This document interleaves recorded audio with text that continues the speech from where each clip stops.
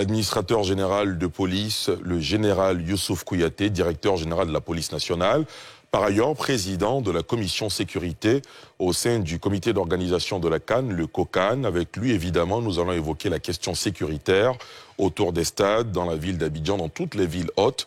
Comment la sécurité est-elle organisée à la faveur de cet événement mémorable et historique que notre pays accueille?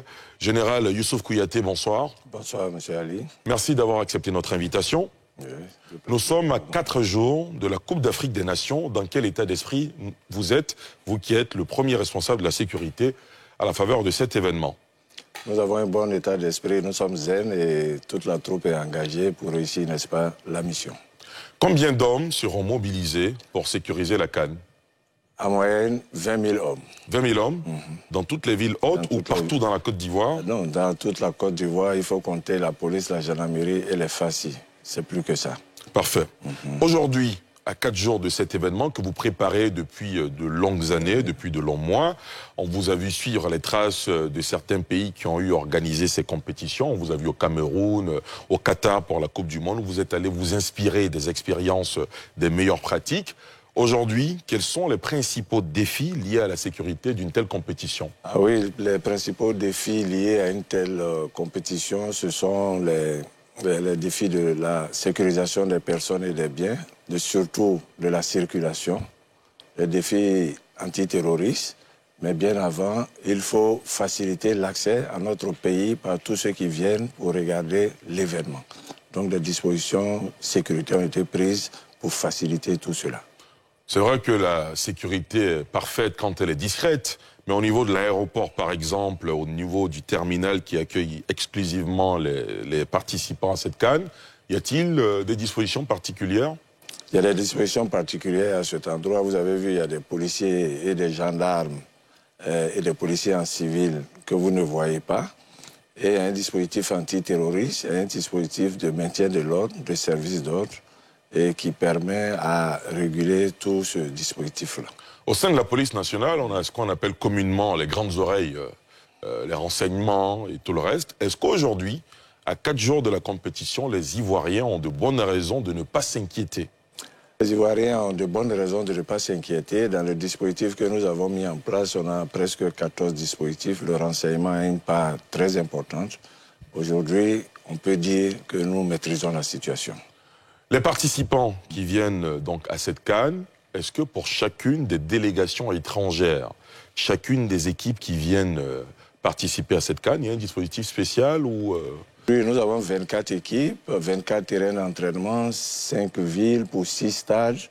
Tous les dispositifs sont pris en compte en rapport avec les sites qui ont un lien avec l'événement qui est la 34e édition de la Coupe d'Afrique des Nations. Nonobstant cela, la Côte d'Ivoire, c'est un grand pays. Aujourd'hui, il y a 5 villes qui sont impactées par la compétition, mais les autres villes également, les dispositions sécuritaires sont prises pour que tout se passe bien. Alors, samedi soir, les Ivoiriens, les autres peuples seront invités au stade des Bimpe pour l'ouverture de cette CAN. Lors des derniers matchs, il nous a été donné de constater que certains objets seraient interdits à l'entrée des stades. Pourquoi? Et si oui, quels sont ces engins qui ne sont pas autorisés dans les stades? Bien sûr, il y a beaucoup d'objets que je ne pourrais pas tous citer, mais on ne peut pas rentrer à un stade avec un pistolet. Évidemment. On ne peut pas rentrer dans un stade avec des armes tranchantes ou bien pointues, etc. C'est pour la sécurité des participants eux-mêmes. Alors, on a vu certaines images, vous aurez l'occasion de démentir ou de confirmer ces allégations.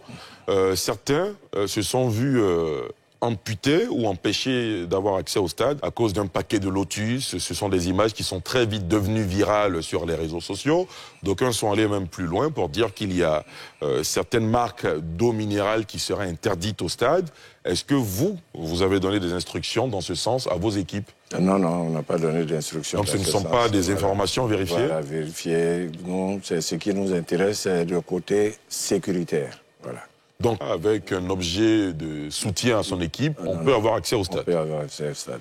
Monsieur le directeur général, à la faveur des derniers matchs de préparation des éléphants, également un match comptant pour les éliminatoires pour la Coupe du Monde, beaucoup d'Ivoiriens se sont plaints finalement. Ouais. Ils ont vu leurs ardeurs se refroidir parce que le dispositif sécuritaire menant au stade est tellement long et difficile que finalement certains retournent chez eux. Est-ce que, après ces expériences-là, vous avez remis en cause votre dispositif pour aujourd'hui faciliter un accès moins difficile? Si nous prenons les deux stades, le stade de BMP, comme je vous avais dit une fois, la voirie n'était pas encore terminée, toutes les infrastructures n'étaient pas encore terminées. Il était un peu difficile pour la population d'arriver au stade, mais aujourd'hui, toutes les voiries, les infrastructures qui sont en construction sont terminées. Ça va se passer très bien. Pour ce qui concerne le plateau, on avait fermé le boulevard Lagunaire. Et qui avait suscité beaucoup d'embouteillages. Voilà, beaucoup d'embouteillages, mais cette fois-ci, la direction Trècheville-Adjamé sera ouverte. C'est Adjamé-Plateau-Trècheville qui sera fermé parce qu'il y a beaucoup de spectateurs qui sont à pied à cet endroit.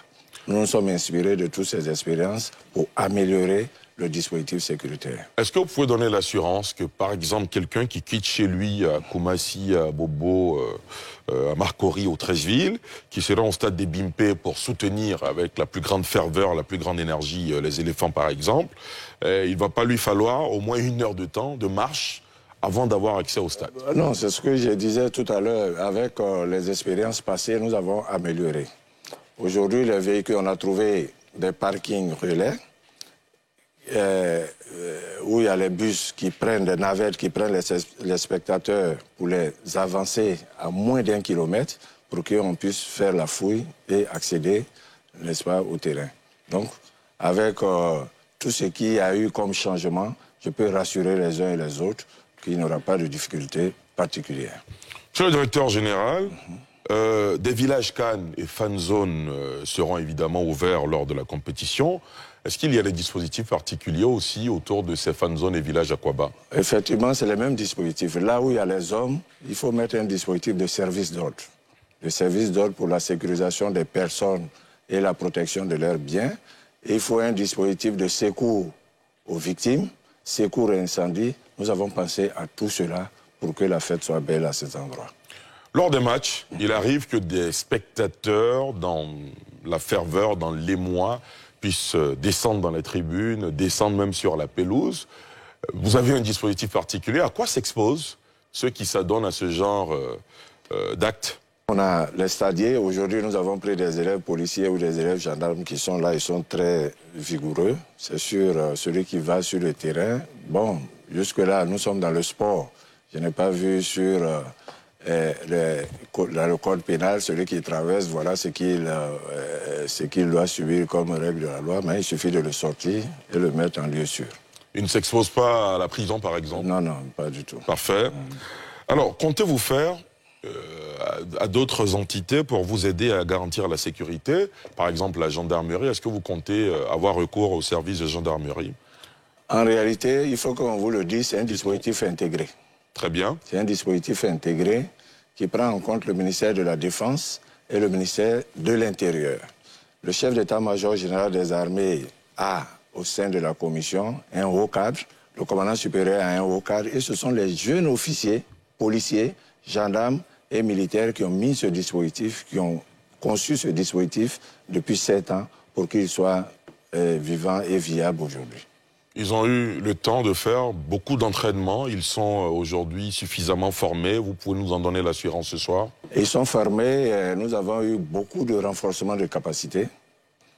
Comment intervenir à l'intérieur d'un stade, à l'extérieur d'un stade, et comment sécuriser une ville avec un événement aussi majeur et plusieurs personnes. Nous avons renforcé les capacités opérationnelles de nos hommes. Sous notre pic, pendant de longues années, la police, le policier en tenue, comme vous l'êtes en ce moment, a incarné la peur, l'inquiétude auprès des citoyens. Vous travaillez à changer ce regard de la police nationale à travers de multiples initiatives. Aujourd'hui, en tant que directeur général de cette institution, est-ce que vous avez le sentiment que les Ivoiriens ont confiance en leurs policiers, sont rassurés de la présence policière à quelques endroits? Ah oui, tout le monde peut le dire aujourd'hui avec l'arrivée, surtout avec l'arrivée du nouveau ministre. On travaille ensemble pour rassurer la population. Et nous avons même créé au sein des différents commissariats, les comités consultatifs d'éthique, qui comprend l'ensemble des populations résidant d'un arrondissement où eux-mêmes ils sont acteurs de leur propre sécurité.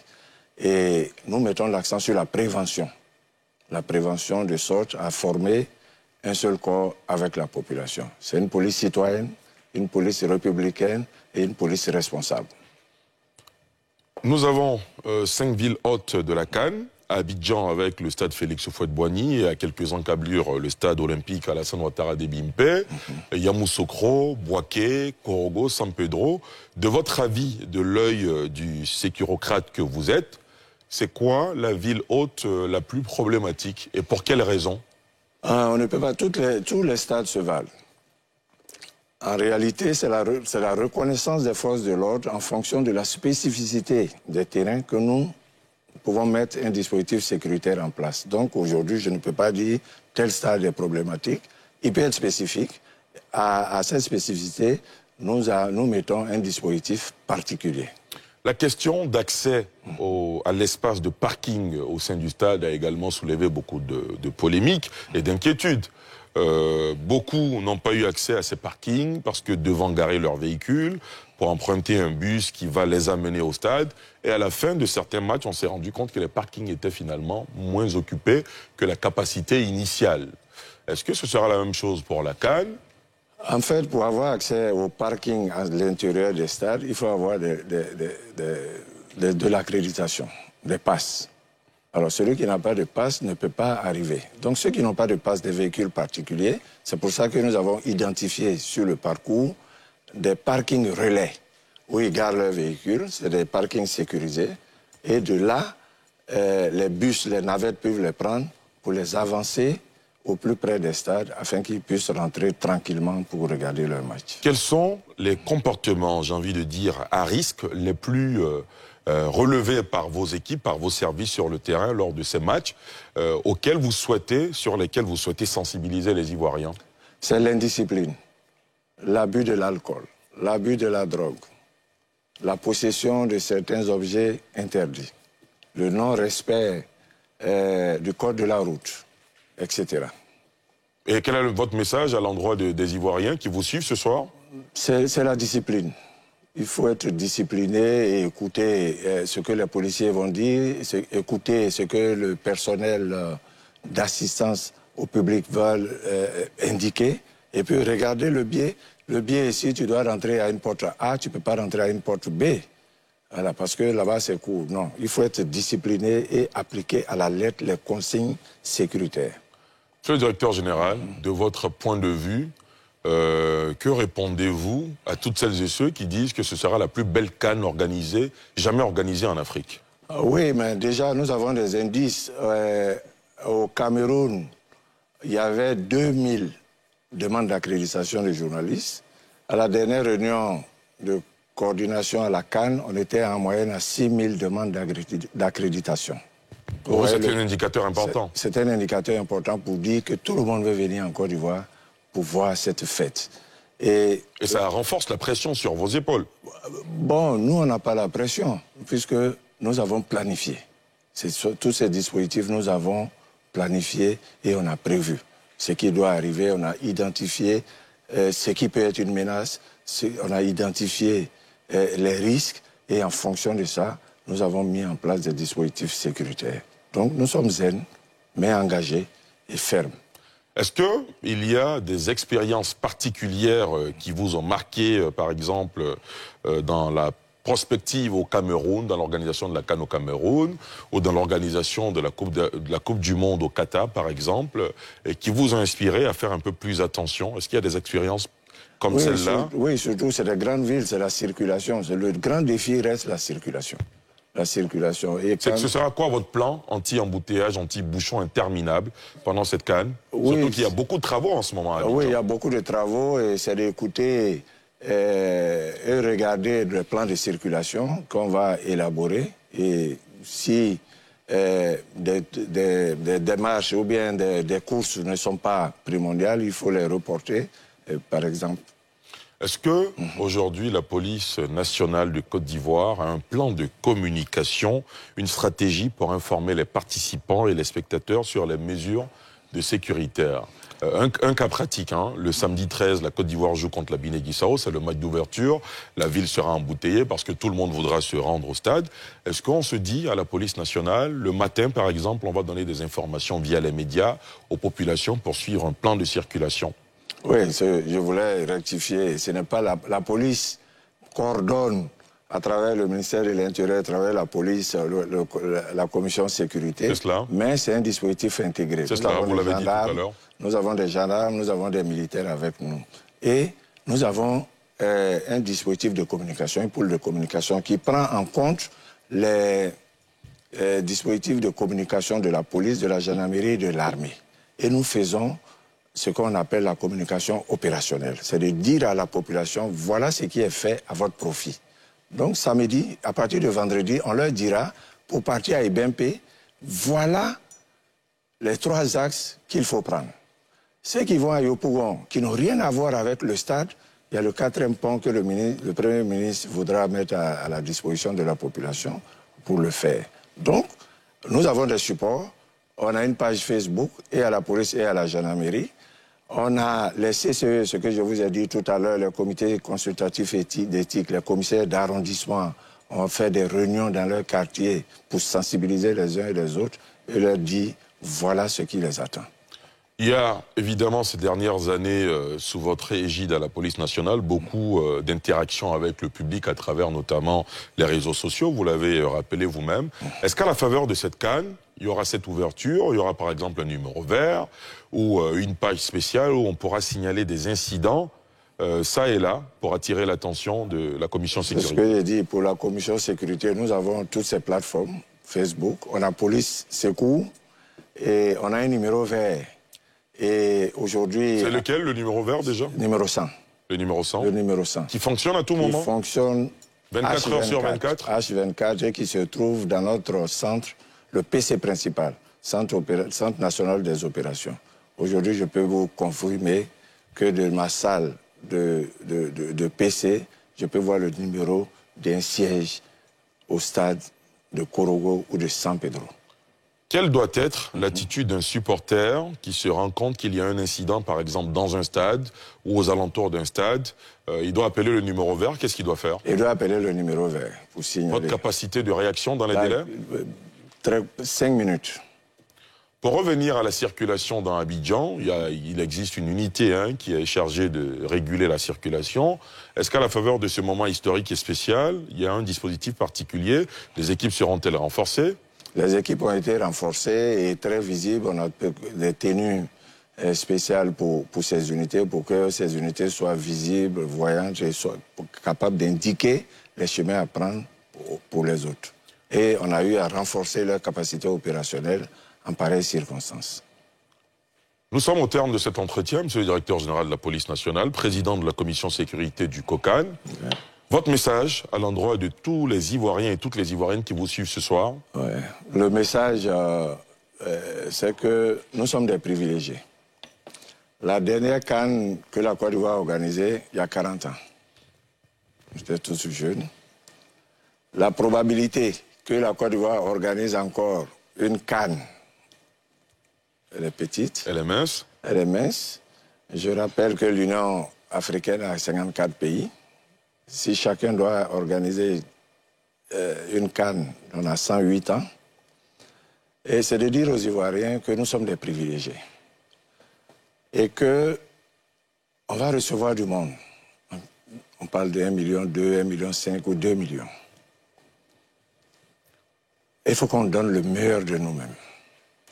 La bonne posture, une bonne image de notre pays. Et pour terminer, il faut qu'on soit discipliné. Il faut qu'on soit discipliné pour notre part et toute la troupe. Nous sommes très heureux d'appartenir à cette belle aventure. Très bien. Voilà. Je m'en voudrais de ne pas vous poser cette dernière question. Vous travaillez évidemment, vos services travaillent avec la PLCC. Il y a beaucoup de débats sur les réseaux sociaux. Il y en a qui tentent de promouvoir la CAN. Il y en a d'autres qui sont contre, qui boycottent. Est-ce qu'il y a dispositions particulières pour celles et ceux qui boycottent par exemple la CAN, où on se dit, c'est la liberté d'expression, chacun est libre de dire ce qu'il pense. Nous sommes dans un pays de droit, si c'est prévu et puni par la loi, dès que tu dérailles, c'est sûr que le procureur, nous on va te rechercher et te présenter devant un parquet. Monsieur le directeur général, vous avez la parole rare, mais vous avez accepté de répondre à nos questions ce soir. Merci d'être venu sur le plateau de l'entretien de la rédaction. Merci infiniment. Merci, c'est à vous le merci. Je vous remercie au nom des ministres en charge de la Défense et de l'Intérieur de nous avoir donné l'occasion, l'opportunité de parler du dispositif sécuritaire mis en place au profit de la population. C'est ce que nous appelons la communication opérationnelle. Merci infiniment. Merci beaucoup. Merci. Et merci à vous, chers téléspectateurs et internautes, de nous avoir suivis. C'est la fin de cet entretien de la rédaction, avec pour invité l'administrateur général Youssouf Kouyaté, directeur général de la police nationale, par ailleurs président de la commission sécurité du COCAN. Demain soir, un autre entretien avec un autre responsable du COCAN. Je vous souhaite de passer une excellente soirée sur la nouvelle chaîne ivoirienne.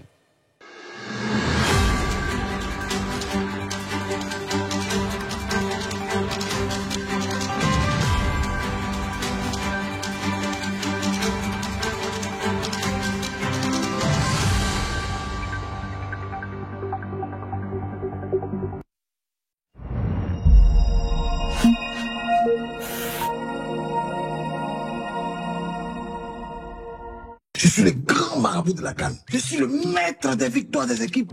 Dis-moi ce que tu veux. Un marabout loufoque reçoit chaque jour dans son cabinet mystique des clients qui désirent connaître le sort de leur équipe. Jusqu'à aujourd'hui, la Guinée n'a pas payé de bout. Je suis venu que tu m'aides. Je vais donner 200 000 et puis quand il va finir, je vais donner le reste. Attends. Ou encore, les résultats des matchs de la CAN 2023. Peut-on vraiment faire confiance à ce marabout? A-t-il vraiment des pouvoirs magiques pour changer le cours des matchs? Gros éclat de rire garanti dans une ambiance tout en CAN. Marabout, tu as puissant, hein? J'ai déjà multiplié poisson et toi tu multiplies à tes. Tu vas donner les clés de la voiture et puis un peu d'argent pour les carburants pour que les génies puissent aller faire les courses pour toi. Est-ce que toi, tes génies, ça brûle les voitures? Comment on fait pour moi là? Comment il me place? Merci beaucoup, Marabout. Merci beaucoup, Marabout. Bête comme ça, man. Le marabout de la CAN, du lundi au dimanche à 12h45 sur NCI.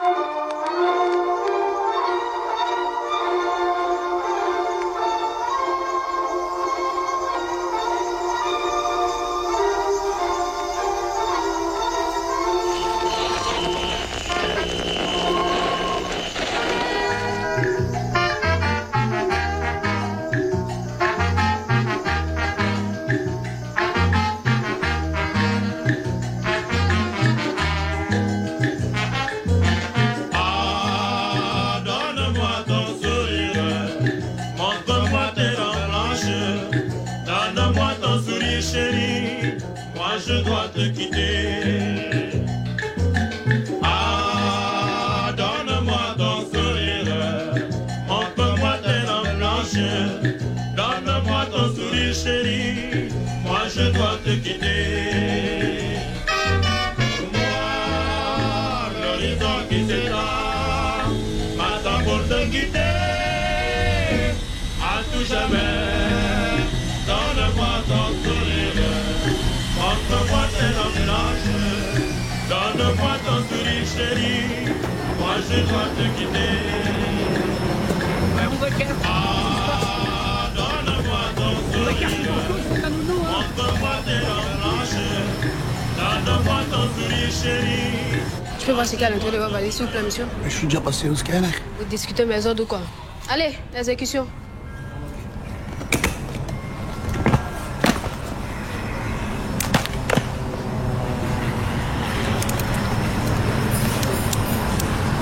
Je sais pas, tu as croisé au Saint-Germain? Il n'y a que des braqueurs au 16e même. Elles ont su pas ville. OK? Mais t'es une fille correcte, hein? T'es une bonne fille.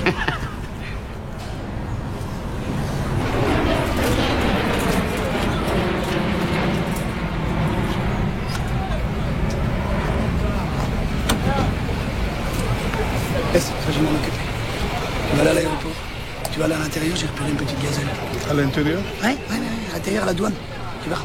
C'est elle qui fouille. C'est la seule qui est habillée en tri. Va lui demander son nom. T'as pas un peu grossi, toi? Ces temps-ci, on me dit que j'ai grossi. Mais moi, je vois pas. Oh, je vois ça, tes poupous. Ça va, toi? Alors, tu l'as trouvé? Trouvé? Bah, l'oiseau rare. Non, je n'ai pas encore trouvé. Je sais pourquoi t'as grossi. Pourquoi? Parce que t'as pas cherché. J'ai cherché, José, j'ai cherché, mais je n'ai pas ton œil. Ah non, ça t'a pas mon œil. Peut-être qu'il y en a plus. Hein. Peut-être qu'il y en a plus.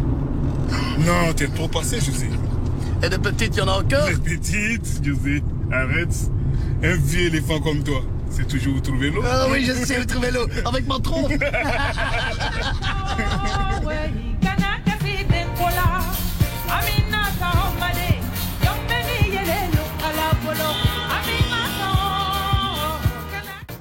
Au revoir, monsieur Stockman, et bon séjour chez nous. Vous êtes au 11e étage, la chambre 1104. Merci.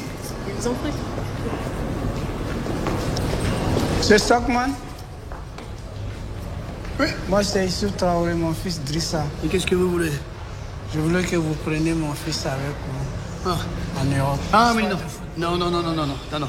Je suis fatigué. Un très grand footballeur. Oui, mais je suis fatigué. C'est pas moi qui le dis, tout le monde le dit. Essayez de le prendre à vous en Europe. Je comprends, mais là je suis fatigué, je vais dans ma chambre. Au revoir, bonhomme.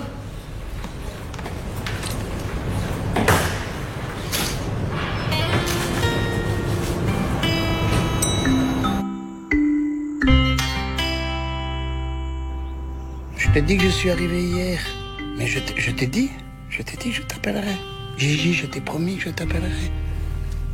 Mais oui, j'allais t'appeler, tu me connais. Mon trésor. Non, je parle tout bas parce que je suis en réunion. Je travaille là. Mais oui. Bah, faut que je te laisse là parce que ça bosse. Oui, je te rappelle. C'est Stockman. Un instant. Une visite pour toi.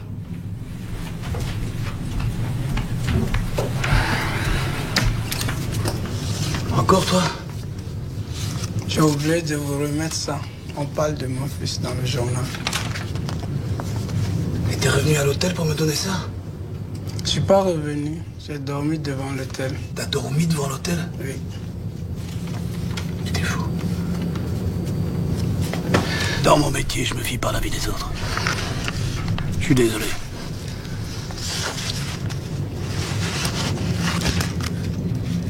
Il s'appelle comment ton fils?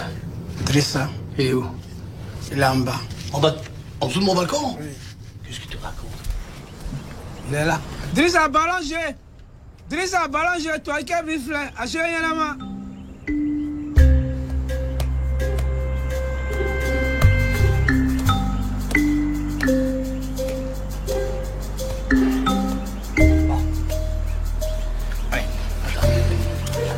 Je suis désolé, mais tu sais, c'est pas dans un club de foot qu'il doit aller ton fils, hein, c'est chez Bouglione. On dirait une otarie. Un bout de bois qui flotte sur l'eau ne fera jamais un quai. Tu comprends ça? Allez.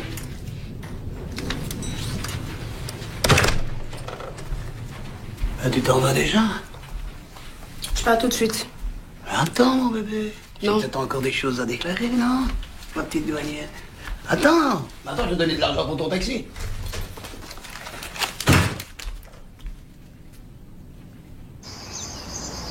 Ça fait 1 an qu'on essaie d'avoir une audience avec vous, ça va tout seul. C'est incroyable. Eh oui, c'est l'effet Stockman.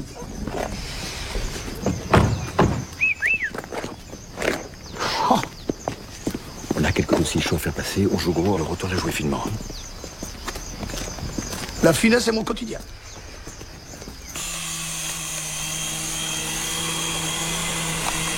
Mettez votre serviette sur la tête. Votre serviette, mettez-la sur la tête. Allez, mettez votre mallette sur la tête.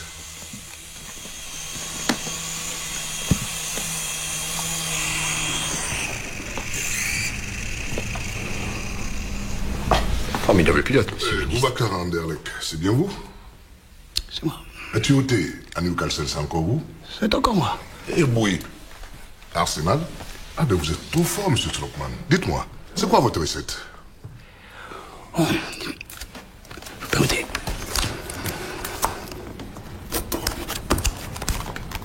J'ai un gros nez. J'ai du flair. Et que pensez-vous de M. Costa, le nouvel entraîneur de l'équipe nationale? Honnêtement, je peux être honnête, c'est un imbécile. Regardez le match contre le Cameroun. Il sort Boca à la 10e minute pour un petit dribble malheureux. Mais ce type, c'est une tête brûlée, c'est un assassinat de l'avoir fait sortir. Il fallait le laisser jouer, il a un peu buté, mais tac-tac, il aurait tout remis en place. Il veut entraîner comme un teuton, mais qu'il aille entraîner en Allemagne. Il joue en culotte de peau. C'est mon humour. Pardon. J'ai le même point de vue. Vous êtes un visionnaire, M. Stockman, je vous engage. M'engager pourquoi, dites? Nous n'avons jamais eu une génération aussi talentueuse. Il faut juste le bon entraîneur, le bon nez pour le trouver. Approchez, approchez. La Côte d'Ivoire sera le premier pays africain à remporter la Coupe du Monde. Non. Alors, ça fait 30 ans qu'on me rabâche les oreilles avec ça. L'Afrique est l'avenir du football. L'Afrique ne gagnera jamais la Coupe du Monde. Et puis ça va pourquoi? Bon, prenons la Coupe du Monde 2002. Le Sénégal gagne en match d'ouverture contre les champions du monde, les Français. Magnifique, c'était un match magnifique. Et qu'est-ce qu'ils ont fait? Vous croyez qu'ils sont rentrés à l'hôtel se reposer?